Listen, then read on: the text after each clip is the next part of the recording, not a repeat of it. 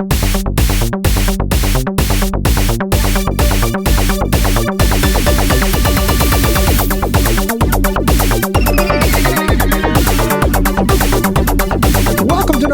of Beyond the Beef, where we not only talk about everyday problems, we talk about everyday solutions.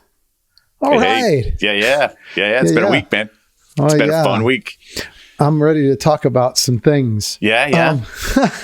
You got things. I've got things. Yeah. We've got props. I've got some updates. Oh man, I don't know. We could do all this in 45 minutes. But, we'll have to find some time because there's a lot to talk about. You know, we may need to do a second one. We may. But I have to start off and say some positives first. Can we start there real quick? Yeah, because I'm going to go right into a negative. I know we're going right in. I know it's that time of year. Yeah. You know, we got election day on Tuesday. All sorts of stuff. I'm sure you got a lot of good stuff and conversations and things to talk about. But I took my son to Vegas last weekend. Yes, I wanted to catch up on that. Yeah, so I just wanted to say that Sunday, the day of the game, was one of the greatest days ever with my boy. It was amazing. The stars aligned. Somebody was looking down, and Raider Nation just absolutely took care of James. And I'm going to make this long story short. You know what they did not take care of? They didn't win, but that was, they made it a game, so that's okay, right? They should have won. They played really well. They did all sorts of stuff. It was a close game. I'll take that. But before the game, right? I'm going to make this. This is a long, good story. I'm going to make it short just for the sake of time here. But met somebody in line for security on the way out from Hartford. Met her again on sort of the plane, talked about where to tailgate. We went there to tailgate, saw her again, and her name was Jo, and she was amazing. She introduced us to every super fan for the Raiders. So it was, again, my son's 16th birthday present. She was like walking around, hey, can you take a picture with James? Take a picture with James. He met like one super fans like Tinker Hell and Ghost Raider and Voodoo Raider and Gorilla Raider, like amazing people that to anybody else that's not a Raider fan wouldn't mean a thing. Like one guy actually, gave him this. This is from Ghost Raider, right? He signed the top of it, put it around his neck, and then Voodoo Raider's on the backside. Like, but what are these people are not part of the team. These are just fans. They are all fans, but they're super fans. Like they're on TV, they're on billboards, they do all sorts of stuff. Almost like influencers, Raider influencers. Yes, absolutely. But which is what Jimmy Raider's trying to get to be. A little bit better. No, a little bit different than that. They go to all the games. They travel from everywhere, and they go to all the games, and they really are just amazing fans. And the party that the Raider Nation throws before in the tailgate is ridiculous, right? Like ridiculous. And they get donated stuff, so a lot of the stuff is all by, you basically give donations, and they give it to good charities and different stuff like that. So it was a connection, a bond that was absolutely fabulous. That's so cool. It was just, he's got pictures with everybody, and he was just in his glory. Then we walk in, and we see that there's basically they're doing a radio show from the middle of right next to where we're sitting, and he met some famous Raiders, got some pictures with some famous old Raiders, Eric Allen, Jim Plunkett, different things like that. Just amazing stuff going on. So while the Raiders did not win, the experience was awesome, and I couldn't thank the woman enough, and everybody who was just looking out for him. It kind of tied him into being a big fan. I hope you gave her this link, so this shout out means something. But of course. But I mean, that's really. I'm confused. You met her on the plane? Yeah, she was coming from. So we were coming from Connecticut. She was as well. Going out to Vegas. So how does she know all these people from? I would have thought she was a local or something. She runs a chapter of the Raider Nation. She runs a chapter in Massachusetts. Again, the airport was up in Hartford, so it was kind of in the area. And then she introduced me to the guy that runs like all the the big chapters. His name's Cisco. He even put his arm around James. Was hanging out with him. Like just awesome, like just accepting, warm. This is the tribe we were talking about. This is what it is, right? It was totally tribal, it's not about the team at that point. It's about the tribe. Yeah, exactly. That's so cool. That's cool. It was exactly why I brought him to Vegas rather than seeing him play in a different stadium. I wanted to be part of that, and it couldn't have worked out better. So I just want to start off and say that, like. Listen, these things make you happy, they do. And this is what it's all well, man. Your energy is palpable. Yeah, it was great. It was so great, man. I loved it too. Like I'm saying, it was for him, but man, it was cool. Well, listen, I have to tell you, I'm pretty excited about something as well. Talk to me. I'm not a Raiders fan, but of course, you've inspired me. Okay. And so I'm shopping for microphones. Okay. Mm-hmm. Way to bring it back to me. But I'm bringing it back to you. Watch, though. Watch how I do this. Okay. I'm shopping for microphones, and there's this kind of cool. And what does it say? One of these is vintage microphone from the 1950s. Okay. With Raiders style badge. I said, what the heck? Oh, no. Is that? Well, apparently it's a thing in the microphone world. Really? A Raiders style badge. Like this is what is that even? Well, I'm going to show you. Okay, you're showing good. Yay! This is a thing. This is something that people. It is true though, because okay, do you see this? Do you see like the black and silver? I see the black and silver. It's a small. When you see it on YouTube, you're going to see it bigger. Okay. It's like this. Yeah. Silver somebody's calling this a Raiders style badge. Interesting. Yeah. I can't see. Is there like a shield in there? Is there any emblems in there? Is there anything? No, it's by a company called Turner. They existed back in the 40s, 50s, that kind of thing. Big microphone manufacturer. They made these vintage style mics, which are actually really cool microphone, right? Yeah, but then they changed their switch design. Oh, that's so cool. I don't think that they were doing it after the Raiders, but people apparently, at least this guy, but I assume that it's something that the microphone world must refer to as Raiders style bed. It's awesome. So of course, two props already. we're 7 minutes in, and there's 2 props already. I mean, that's awesome. So that's pretty cool, right? So are you going to do something Raider on that one? Maybe you should do a little. I was not thinking in terms of that. However, I'm thinking that this could be, my gift to you at some point. Because Christmas is right around the corner. Well, I don't know. I'll have it done by then. I've got 44 ahead of you. It's a priority thing more than anything else. Got it. It's a complete OCD thing. I don't know if anybody picked up on that. Oh, by the way, the last episode with the socks thing. So my wife's watching. I walk into the I don't know what she was, dining room. She's watching it, doing a puzzle, watching this. And I walk in and she literally, this is what I get. She looks at me, she's like she's met me for the first time, right? She didn't know this? No. She's like, who are you? She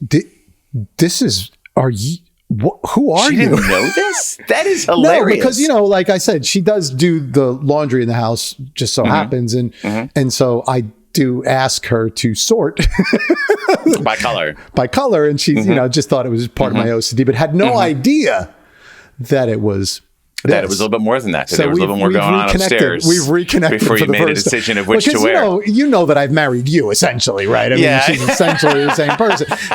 So she's like, oh my God. And like, it's true, so plenty of other secrets. That is awesome. I don't really consider it a secret. Just, I never talked about it with her. So why not reveal it to the rest of the world first? Oh, that's great. So anyway, okay. So I have another thing that I want to talk about. Yeah, please. This is a disclaimer. This is kind of a heavy thing. Not heavy, but whatever.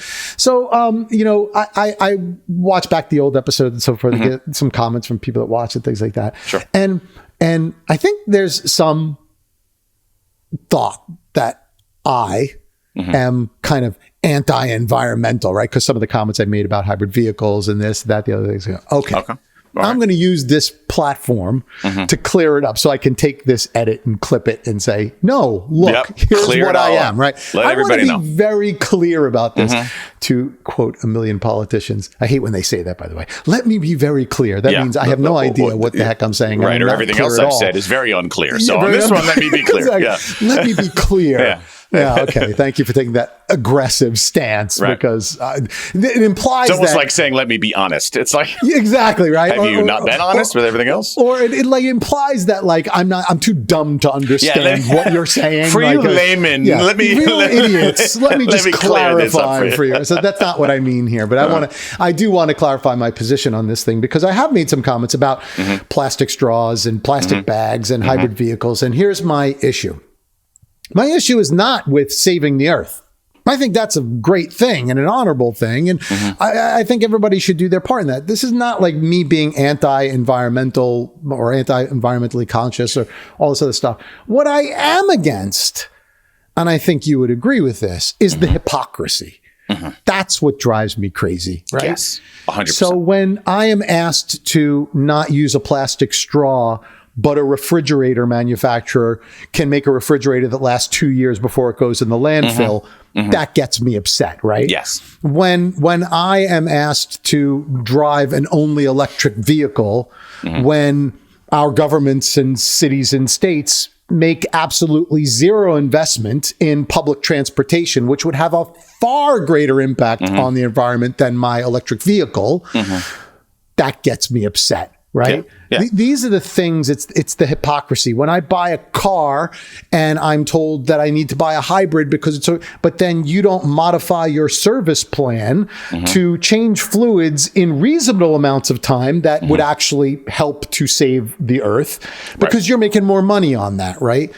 Or when you start charging for plastic bags, meanwhile, I've got 8 different fruits and vegetables stored in plastic bags when I check out. Yeah, well, and I was thinking that sort of stuff, right? Yeah, and I was thinking about this too. Like before the whole plastic bag thing and everything else, right? I literally threw almost nothing into my recycle bin. I mean, cans and things like that, because I didn't have anything. I would take the plastic bags home. I would put them in the closet. I would reuse them. I would use them for garbage bags, other things, right? All the time. Yep. Now my recycle bin, I'm talking about a huge recycle bin, is filled every single week. With cardboard and bubble wrap and all the other stuff that now, because I'm shopping on Amazon, the amount of waste that I have gone to because we've reduced is ridiculous, right? Those are the things that drive me nuts. And then I'll make one even broader than this. This one could be controversial, but it's crazy. Governments are telling you to do certain things and look out for the other. Well, they're dropping bombs all over the world, right? Like, okay, like this is the kind of stuff that just drives me absolutely mad. And so it's not that I'm anti-environmental. It's that I'm anti-hypocrisy. If you're going to impose this stuff on me, then let's all live it. Stop, flying around in your private jets. Stop, you can waste, but I can't.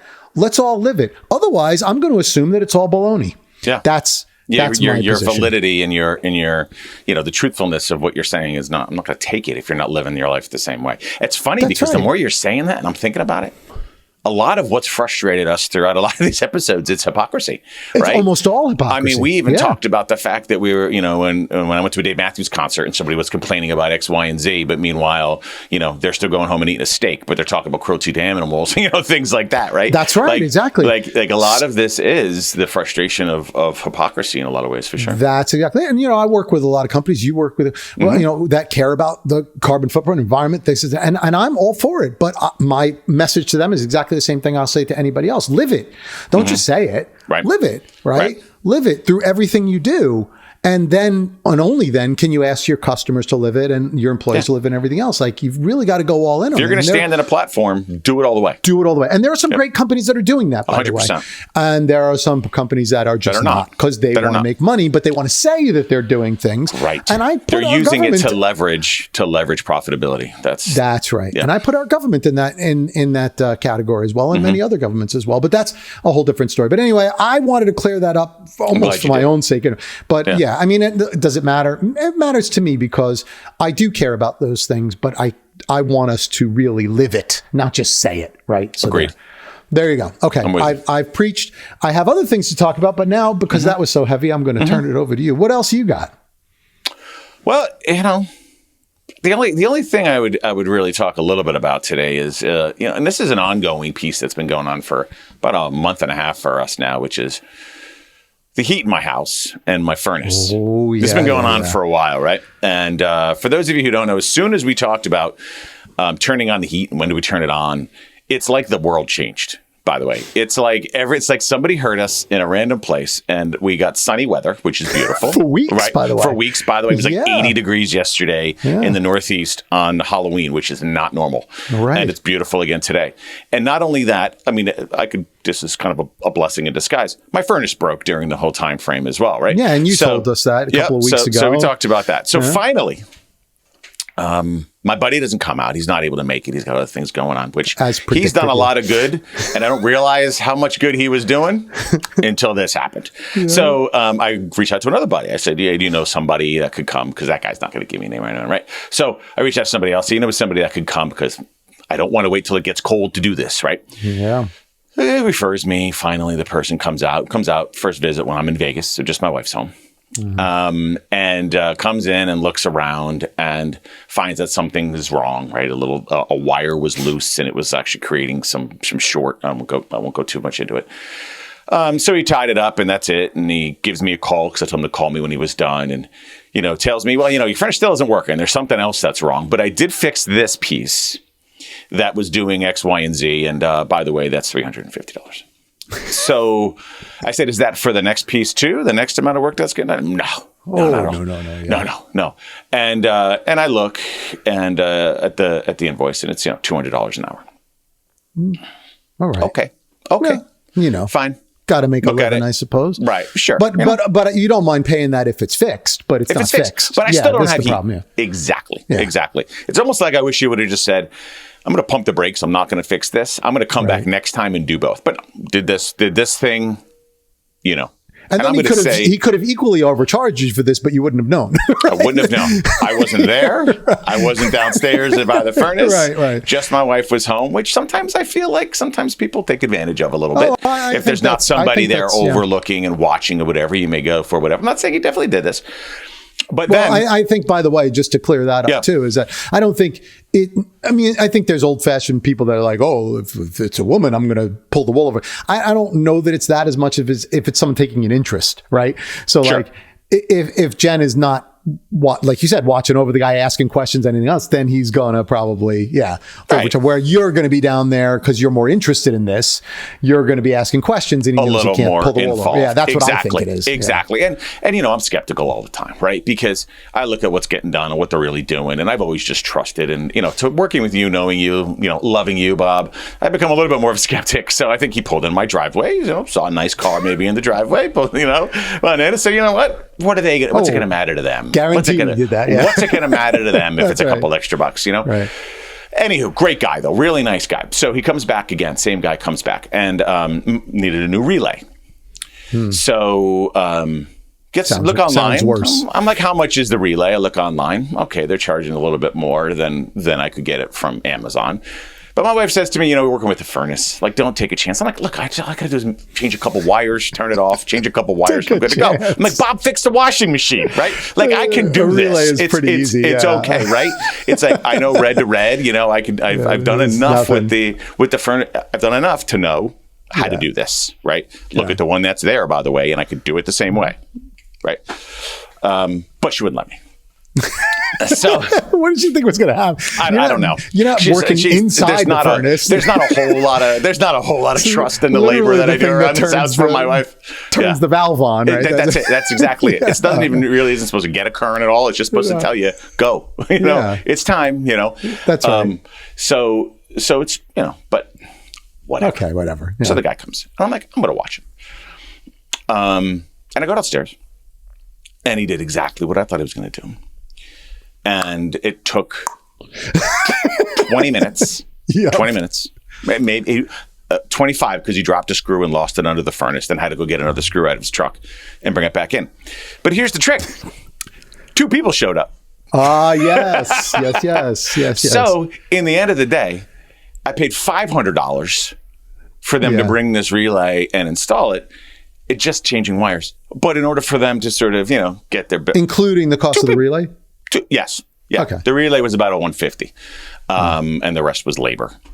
And in the end of the day, I look around and I'm like, I just spent almost $900. I did spend $900, and I don't know if it was really worth it. Like, I'm going to have heat, yes, but I could have done a lot of what was happening. You could have done it, yeah. And so I look at this and I go, A, the value of my friend is great, and I will have to beg him a little bit more next time to come help me out. And B, I'm like looking at everything, and I'm like, is this really how you're going to justify the charge? Now, listen, I know all people need money, people need to make a living, people need to do all this stuff. But I'll be honest with you, I'm not calling them again. Like, they didn't win my business by doing this sort of stuff. Like, what did you do to help out to say, hey, you know what, this is the deal. This is only going to take me a couple minutes to put in. I'll just charge the cost and then maybe 1 hour, boom, done. Boom. All right, I'm going to use you again. But everything is so short term and like, hey, let's just take as much as we can at this time. I paid $1,000 to, yes, my furnace needs to work when it gets cold. but it didn't make sense to me. And it was like, huh. And I watched him. It was easy. It was nothing. And that was the end of the day. Well, I'm going to give you, I'm going to give you another side. Is that okay if I do? No, I appreciate it if you did. It may make you feel better or worse. I'm not sure yet, but here's what I'm going to give you. Okay. Where I think the guy went wrong was, I think he shouldn't have done that on 2 trips, right? Because if the first trip doesn't fix it, then that trip should not count. Right. Mm-hmm. And so like that's where he made his mistake, because what he's doing at that point is he's saying, I'm charging you based on my time. Mm-hmm. And so now what your natural reaction is going to be is, okay, what's your time worth? Right. Mm-hmm. So you're charging me based on time. This thing took you 20 minutes. It should have been a 1-person job. So he kind of set the stage for that by charging you for that first visit. What he should have done was, my opinion, not charge you for that time, but say, what I'm charging you for is my knowledge of coming, troubleshooting, knowing what to do, and then repairing it for you. Mm-hmm. And if he would have presented it that way, you would have paid $500 without even blinking. Because the truth is, that's what you paid for. You didn't pay for the relay or the labor. You paid for the guy's knowledge, expertise, and so forth. And as your wife said, hey, I don't really trust you to do it. I want an expert to do it that does it all the time. Mm-hmm. So that's the positioning that he should have done. Me, I would think that job should be $500, maybe even $6 if he did the other thing or whatever. But positioning not as time and materials, but rather as, hey, my level of expertise to get you back up and running, I don't think you would have blinked at $600. I wouldn't have. I wouldn't have. Right. And I think that's a good way to look at it. And I guess especially with the car you drive. If I really, please, I'm just kidding. It drives me nuts. It drives me crazy. But anyways, I cut you off, sorry. But people don't. And I think as I digest this a little bit more, the part that really bothered me was the fact that I spent $350 and he put electrical tape on a wire that he saw was disconnected. That's and what he that was screwed up on. $350. And that wasn't worth it. And that was not worth it. That's right. It wasn't worth. I mean, granted, what he did was, it was a good sales piece. He's cut the little piece out, showed my wife, look, this was fried. This could have started a fire in your house. I'm glad I found this because I had the whole thing shut off anyways. But this was fried and you could have started a fire in your house. And there's that, right? So, I just want people to understand, like, I'm willing to pay things to get them fixed. I pay professionals for professional jobs. But if you want to build a business and you want to do, like, I got to trust you. I've got to know you're looking out for my well-being. I've got to know you've got my best interest in mind. And if you're just a transactional person, fine, be transactional and gouge me for as much as you want. But in the long run, it's not going to make you the same. And also, as you said, I guess, present it different. Present it different. It would have been a whole different story. This is why I do this with my clients as well. Like, what are they paying for? They're paying for my knowledge, my expertise, my experience. If I start charging them based on the hour, this is why I hate accountants and lawyers and things like that. On an hourly basis. Yeah, by doing that, like every time you call me and you're going to charge me for the minutes that I speak to you, every minute better be valuable, because if you start telling me about your kids and your family, whatever else, and then you charge me for that, which I've had. Yeah, then so don't set it up that way, right? Say, hey, here's what we're going to do. You have a problem. I'm going to fix your problem. Whatever it takes, that's what I'm going to do. And it's going to cost you $1,000, right? And I would gladly pay that. But when you start saying my time is $600 an hour, for what, right? No, your time should be based on you solving my problem, whatever that takes. That's what I always do with my clients. It's like, you give me a project, I'm going to charge you based on what that project will take and what the outcome and deliverable is. And then they don't start picking me on the little pieces that I do, because, and by the way, I end up giving away a lot of my time for free, quote unquote, that way. But that's because the time is not valuable to them. What's valuable to them is the outcome, right? Yeah, that's the whole thing. For sure. And so I think that a lot of people in those service industries, which are more and more valuable. No doubt about it. And there's not enough less and of less them. People doing it, right? And is it wrong? And I could get crucified for this, but I really want to ask the question: Is it wrong? Is $200 an hour right? Is $200 an hour a price that you think is accurate? That's what I wound up paying in the end of the day. Well, yeah, I mean, I think first of all, just getting your perspective on this. Yeah, really it probably is. But I even take it a different way. And again, I think $900 is too much.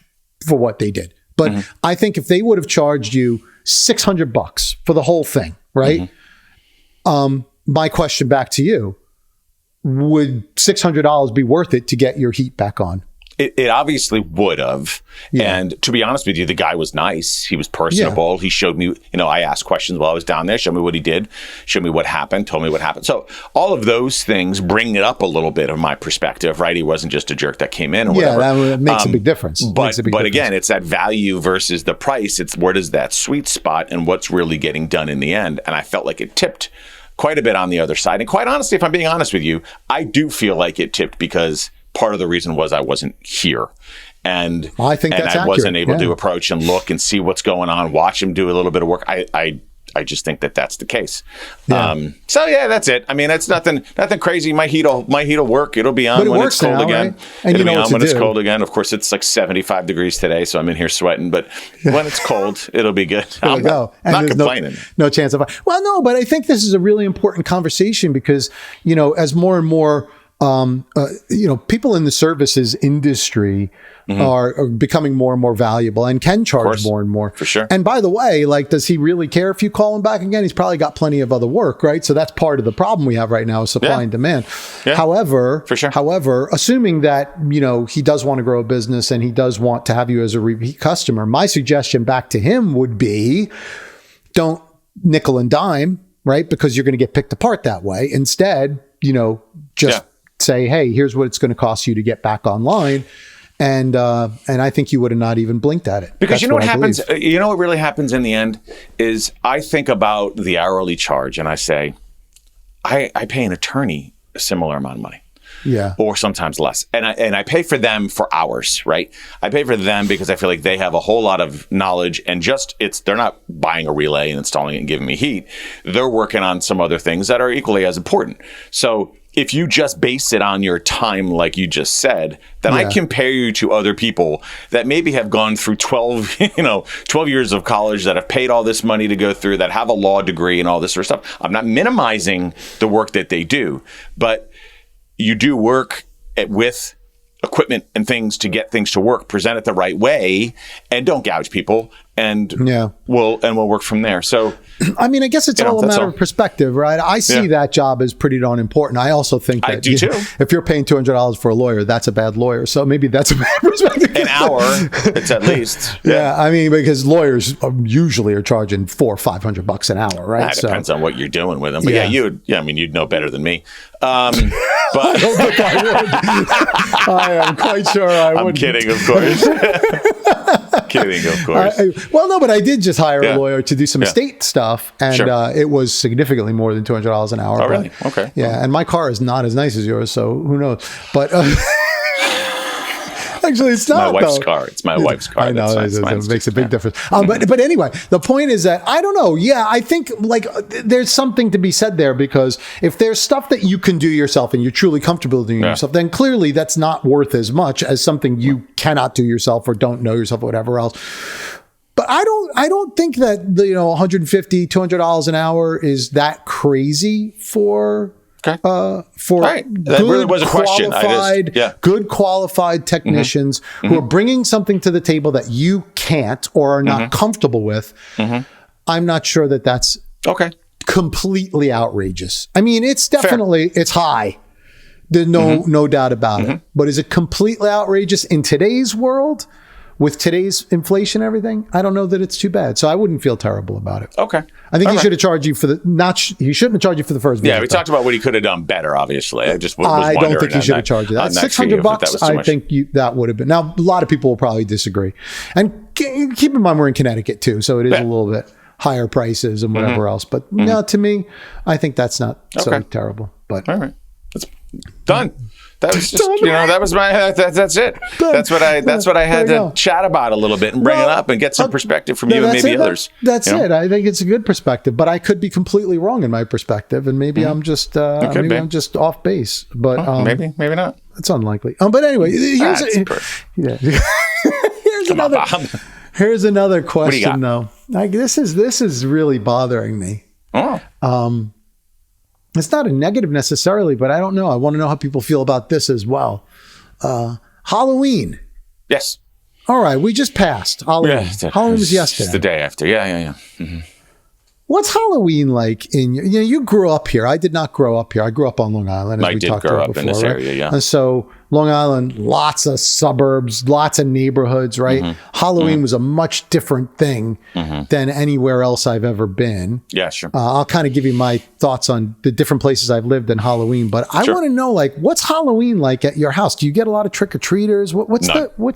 None? None. So at my house, it's pretty lame. It's lame. Me too. It's lame. I live on a cul-de-sac with about 10 houses, and personally, in when I was growing up, this is one that you would just be a quick hitter. Boom, go in, get some candy, get out, and go to another one. Right? This was like ideal. Or then you'd go to condos, or you go to rich, neighborhoods, big bars, all that stuff. So right now it's lame. Yeah. My kids go to different places. They've never really trick-or-treated around here. Maybe when they were really young, but really hardly ever. But when I was growing up, I lived in a very similar sort of dead-end road, cul-de-sac with about 8 to 10 houses, 10 to be exact. And we would go there first, and then I say 8 to 10, like I don't know. I lived there lived there for like 20 years. I know how many houses are in the neighborhood, but we would do that, right? We would do the neighborhood, and then we'd go to other neighborhoods, and we would hit it, and it was great. There were kids everywhere. You'd bump into them. You'd see them, families. Everybody's dressed up. You love to see other people and what they were dressed up as, other kids and stuff. You're pumped up. No, that's not what happens around here. So, I'm trying to figure out if it's a Connecticut thing or if it's a time thing, right? Like things have just evolved and changed. But I don't know. Well, I should say this, like growing up on Long Island, and this is another thing I wanted to ask about with Halloween. So in Long Island, in the 80s at least, Halloween was a whole different world. It was, like shaving cream and eggs. Oh, and like you'd get a little needle and you'd burn it so you could shoot the shaving cream forever. Did you do that too? I mean, you would go out and that's what you would do. Now, you wouldn't go and pick on kids. There was like kids first, and then at night, the Hellions came out. And we were. I mean, I was never really that bad. There was always these rumors that people would go around with nair. Have you ever heard of this? Yeah, totally. I heard that. Yep. And I don't know people with it so their hair would come out. Yeah, of an urban legend, because I never saw anybody's actually hair fell out. But I definitely have been exposed to like the shaving cream and this, and I would get cans of shaving cream from the local place. Like this was a big thing. Yeah. And the next morning, like the neighborhood was ransacked with shaving cream and eggs and all kinds of different things. Totally. Toilet paper, right? Yeah. Okay, so yours too. That was something when you were okay. So we would, when I was like in between those, I'd sneak it out of mom's house. Joey's want to know. My parents, you'd sneak out the shaving cream. You'd have everything all set. Toilet paper sometimes. All that sort of stuff. You'd have fun with your friends. You'd spray 100%.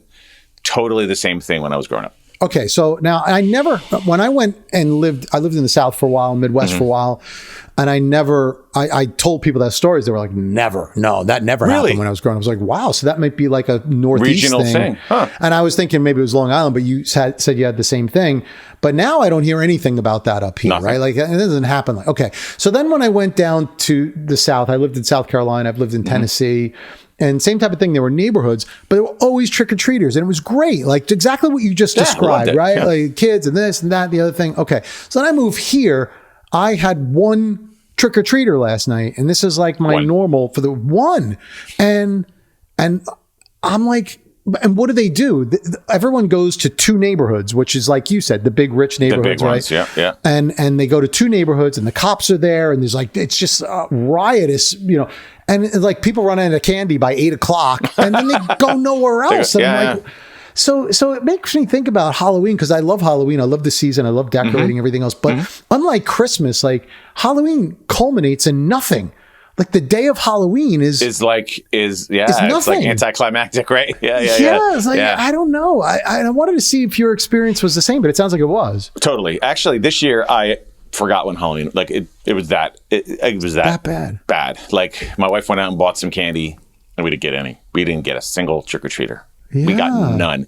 And so in this town, where I am, we used to have a center where they would decorate, all the people decorate their houses in the center of town. It's still there, but my kids are too old to do it. When they're younger, they'll walk down and they'll do all the trick-or-treating through there. So people will make some haunted houses. They do decorations, but it's all through like the main street area, right? Yeah. So that pulls all the young kids. And then there's another area that they know where the big chocolate bars are. And then that pulls another. So it's more like this like this group thing where they'll just all go to these areas where we used to just hit up houses. You never know when someone's going to knock. You know, we still mentally live there and go, well, we got to shut off the light if we're out of candy, you know, if we're not going to be here. Like, but nobody cares. Nobody does that anymore. And I don't see it at all. It's a bummer. It's a bummer. And I wonder if it's because of safety. Like, we're all so paranoid of everything and we worry about. But every Halloween, I can't help but get a little angry about it. I'm like, why do two neighborhoods steal Halloween? Right? Steal all the Halloween. Feel is like they literally steal Halloween. And I know it's not the neighborhood's fault, but it's like the parents that are taking their kids just to these neighborhoods. Like, you know, why aren't you in your own neighborhood? You got neighbors, you get to know people, like, and it used to be a fun communal type of thing. And now it's like, but see, part of it is the parents' fault. I think so. From my experience and what I've seen, part of it is the parents' fault. So the parents will have a party at one house. And they'll do whatever, right? Maybe they won't even walk around with the kids. They don't want to walk around. They'll just let the kids go. But they want to be in a central place so that they could all hang out and maybe have cocktails and do Halloween. And then the kids just party or, you know, walk around those areas. So part of it is that they don't want to be trugging them all around. They want to put them in a place and they'll hang out. And then the kids will walk around on their own and do stuff like that too. But it's the same. It's the same thing here. Now, I don't know where it is. Here's an interesting bit of knowledge that I'll let you know. Yeah. So some of the work that I work with now, they're in Australia. And I was just chatting with somebody there yesterday, and she had said that when they were young, no Halloween. It really didn't exist. But she wanted it to. She saw the U.S. doing it, and you know, she wanted Halloween to be there. And apparently in Australia now they're starting to do Halloween, and they've never done it before. But now they're starting to incorporate it a little bit. She's like, no, I see all these kids going out and doing Halloween. I'm like, dress up, you know, like take advantage of it. Okay, you're in your mid-30s, get in a costume and get out there. Anybody can do it. Yeah, of course. Get out there and do it. But just a little bit of knowledge that I learned yesterday is that they had never done it. And then just as of recently, they've been getting more and more involved in Australia and doing Halloween as well.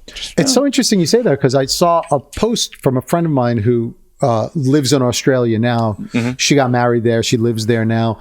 And her post was she brought the kids back to America to do Halloween because it was a lifelong dream of theirs. Oh, really? And they did Halloween, but it was like in South Carolina somewhere, North Carolina somewhere, whatever. I wonder if the different part of Australia does it.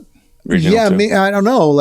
But I guess it kind of confirms what you're saying is like, that's not something that they have traditionally done. Yeah, they haven't. Yeah. And so but it seemed like where she took them in the neighborhood, it was like an active thing. So I think that this is still pretty active in other parts of the country. Yeah. But whatever it is, like here, and it seems like in your neighborhood as well. Totally. And I keep hearing this story more and more is like people don't do, you know, I'm part of this local charity here, and we do, you know, kind of food drives and things during the holidays. And one of the things that the leader of this charity has started doing is saying, hey, bring your leftover Halloween candy, right? Oh, that's cool. And we'll put them into the food bins and things like that.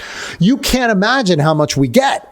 And you just can't imagine how. I mean, I'm because talking it's all about extra from the houses that nobody came to. And every time we get these donations, people are like, "Yeah, I bought these bags of candy, and no one came. Nobody came. It was the same thing over." And you have to buy the candy because if somebody does come, you don't have you nothing. You got to be prepared, right? And we've done the same thing. Like, we've started buying the big bars because we're like, hey, if 5 people are going to come, they're going to get amazing stuff, right? And spread the word. Tell your friends. It still hasn't lured people in to get there more, huh? Hasn't done it. Yesterday, the 2 people that came, it was one group of 2 kids. We gave them like, however many bars they wanted. We're like, take what you want. They're like, really? I'm like, yeah, go tell your friends over there, right? But they, I don't know. What it does though for me, and this is like I don't know, it's not I guess what am I complaining about? I don't know who to complain to, right? The Halloween gods. But whoever's in charge of Halloween, listen up. Make it better, right? Right. But what it does for me is like, I love Halloween. I love the whole thing, but because it culminates in a nothing burger, it makes it like, it's kind of like, I'll talk. It's almost like, what am I setting up for? Like, at least Christmas, I do all the lights, I decorate everything. Do you decorate Halloween? Do you put cobwebs out, stuff like that? Yeah, you do. Okay. Oh, my back hill, I decorate like crazy, and I like it because it's a very busy road where I back up to. People see it. Yeah. People see it. They're sitting in traffic a lot there, so I think it brings a little bit of joy. But it's still like a lot of work, and it just doesn't culminate in anything. Like Halloween comes and goes, and it's like I had a pumpkin beer. Yeah, exactly. And I waited for people to knock, and they didn't. It's like. It's true. That's true. That's true. 100%. This was literally the first year we didn't do pumpkins. We did pumpkins every year of my life. This is the first year we didn't go out and buy the pumpkins and carve them up and do them. It was just so much going on that we just, it's Halloween, And my kids now are older, right? So that does happen too. They just go out, They're like girl. She put a little black dot on her nose and some whiskers, and we're all black with little ears, just to get candy. Yeah, and it was a cat, and went out there, and she was, she's 14, and my son has a, Cookie Monster costume. Well, we did somebody else that had a Cookie Monster costume, but he, that just dawned on me, by the way. I never made that connection, but he does have a Cookie Monster costume, and he went out and we trick or treated with his girlfriend, and then hung out at her house afterwards. Like, it's just not the right. See, you can't give references like that without explaining just a little bit. We used to work with somebody who did an amazing, Well, he thought he did an amazing Cookie Monster. Actually, he did an amazing Cookie Monster. It was good. It was funny. But he did a good. Legendary. Cookie Monster. It was legendary, But anyway, so there you go. There's my Halloween thing. And it gets worse every year because I feel like I get less and less trick-or-treaters. And then I feel like Halloween is such a letdown. And all of a sudden it's just like over. At least with Christmas, you do some gifts exchange, you have people over, you have a meal, you have whatever. 100%. Halloween is like, you're working, you come home, nothing happens, and then the next day it's Christmas. So let me ask you this. That's a good point. I'm glad you just said that, because this is a conversation in my house now. Yeah. Does Christmas season start now? Well, like the day after. Depends, When do you get yourself mentally going, for a Christmas season? When does that start? Well, for me. Yeah, that's what I'm asking. From me, so I'm a holiday guy, right? Yeah. We do the holiday decorations for all the holidays. We do the whole thing. Yeah, sure. So we do actually have Thanksgiving decorations, not outside, but like in the house. We have fall decorations and things we do for Thanksgiving. And leaves and stuff like pilgrim that. stuff, whatever. Nothing too extravagant. Do you dress up or anything? Do you dress up like a pilgrim? That'd be awesome. Model standards. I know where I'm going. No. Since no one comes for Halloween, like all dressed as pilgrims. Yeah, all dressed as pilgrims for Thanksgiving. Perfect. No, but we do just enough. So we remove the Halloween stuff. We put out the fall decorations.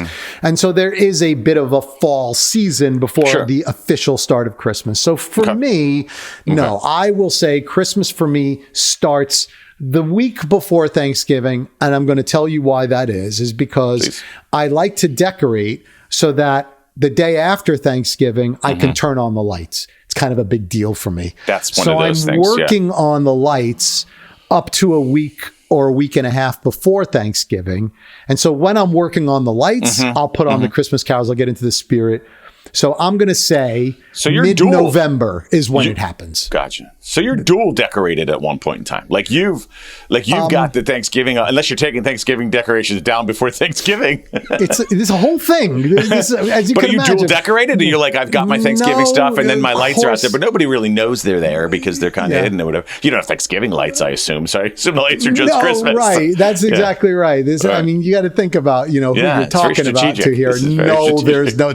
So here it's strategic. So there's the Halloween lights are outside and we have Halloween stuff inside. Yeah. That all comes down this weekend. Okay. Good for you. And then by the way, we have our areas. Yep. I'm responsible for all the outside. My wife is responsible for all the inside. Oh, okay. So this is how we do it. Okay. This is how you divide and conquer. So everything comes down November 1st or 2nd. Okay. My wife then does her small decorations on the inside only for Thanksgiving.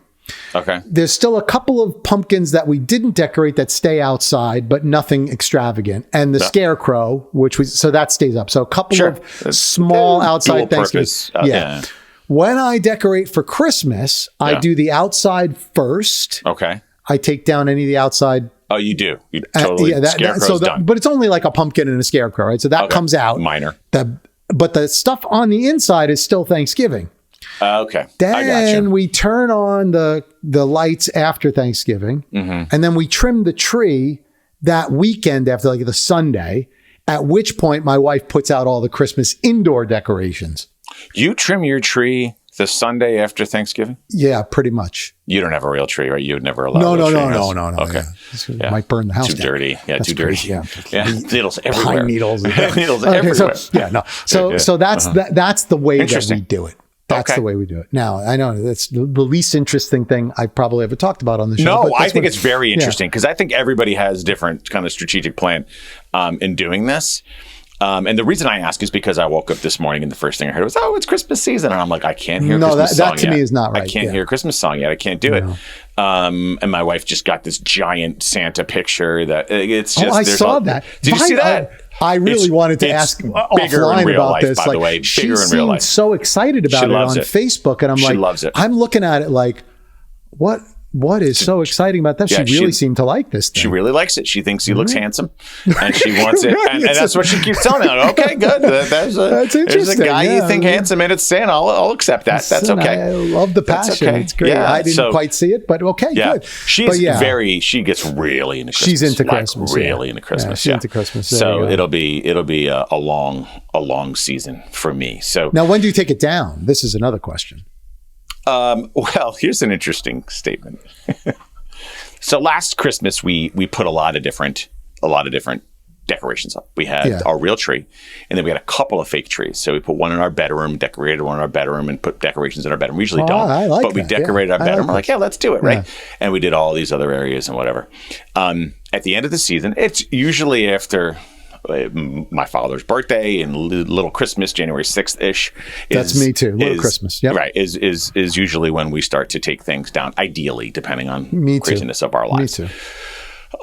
But this past year, we're like, we're going to keep the one up in our room. Oh. So we kept the tree up in our room the entire year. God. No. And there was a little bit of joy that once in a while we turn. Again, it's a fake tree and it's small, it's skinny, whatever. We're gonna keep a little bit of joy, and then we know when the season comes around, we know something's done already. We've checked a box. Sure and right now, so we're like, some decorations are already up. You know, so we've got a tree that's from last Christmas. Christmas all year. That's still up there. There's nothing wrong with that, certainly, but I wouldn't do it. I know you wouldn't do it. That would bother. I didn't think you would do it for a minute. It just would depress me for some reason, but there are some people I do know that will like they like Christmas all year. And we got it on a little auto thing. We just lay in bed, turn it on sometimes. We got the tree, and that's kind of our light. But I'm glad you said little Christmas like that January, that first or second week in January, because I know some people in the South where I used to live, they take Christmas down the 26th. Oh, no. To me, that's like, what? Oh, no. And then I know other people that keep it up through February. And I'm like, no, I don't like that either. So I think that first or second week of January that's where I'm at. And you know what? For me, the reason why I love Christmas so much, and I think this gets back to kind of your Halloween statement, right? I love Christmas so much because Christmas doesn't just end on Christmas, right? Yes, it's like that whole week that you have. I feel like Christmas keeps going. The next day you're relaxing, you're eating too much, you're sitting on the couch. You kind of take in that whole week between Christmas and New Year, and it just keeps kind of going, and that's why I love it, because it always feels good. I'm always surrounded by good people, and if you get a little trinket you want to play with, or little things that you want to use, you have that time to do it. So that's that's what I love about it. And I have a real tree, so it can never stay up till February. So later than that, we're burning my house down. You burn your house down. Yeah. Well, my son said it really well. We were talking about this as well, and he said it really well. It's like Christmas has a warm-up period and a cool-down period, right? So true. Yeah. And Halloween does not. It has it's all warm-up, then there's no event, and then it's like shut off. Done. It's like that's weird. So I guess. Yeah. So anyway, I'm looking at the time, and we're over. Goodness. It's crazy, right? I had no idea. One thing that I didn't get to catch up on though is I went to the Trump store.